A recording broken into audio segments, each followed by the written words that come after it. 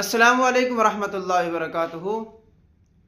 ناظرین، آج میں آپ حضرات کی خدمت میں نبی کریم خاتم النبیین صلی اللہ علیہ وسلم کی حدیث مبارکہ لے کر حاضر ہوا ہوں۔ حدیث مبارکہ ہے، الدنیا سجن المومن و جنت الکافر، کہ دنیا مومن کے لیے قید خانہ ہے اور وجنت الکافر، کافر کے لیے جنت ہے۔ دیکھیں، دنیا میں اگر کسی کے پاس مال نہیں ہے، جائیدادیں نہیں ہیں، مسلمان ہے، ایمان والا ہے، تو اس کی نجات کے لیے اس کا ایمان کافی، کیونکہ مومن کے لیے تو دنیا قید خانہ ہے۔ اللہ تعالیٰ کے حکموں کا مومن پابند ہے، نبی کریم خاتم النبیین صلی اللہ علیہ وسلم کی سنتوں کا مومن پابند ہے، اس لیے مومن کے لیے دنیا قید خانہ ہے۔ جس طرح قیدی کی قید خانہ میں اپنی مرضی نہیں ہوتی، اسی طرح مومن کی بھی دنیا میں اپنی مرضی نہیں ہوتی۔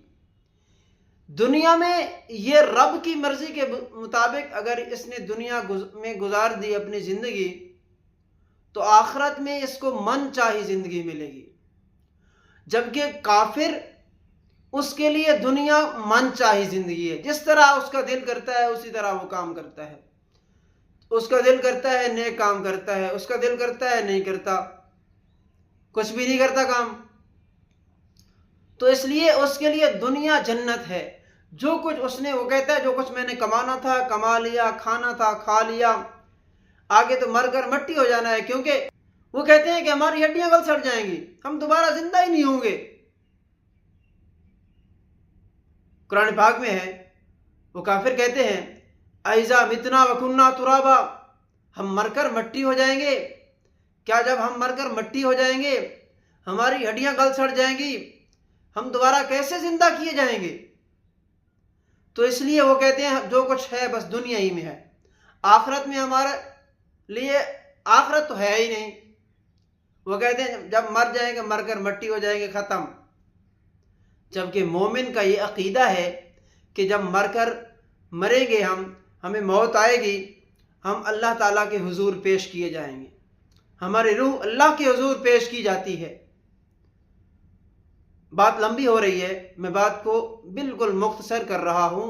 مختصر بات کا خلاصہ یہی ہے کہ دنیا میں من چاہی زندگی مت گزارے، رب چاہی زندگی گزارے، آخرت میں اللہ تعالیٰ آپ کو من چاہی زندگی عطا کرے۔ تو میں امید کرتا ہوں آپ کو یہ میرا میسج پسند آیا ہوگا۔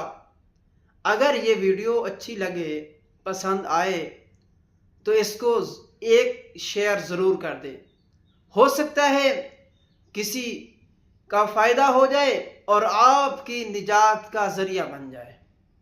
اللہ تعالیٰ میرا اور آپ کا حامی و ناصر۔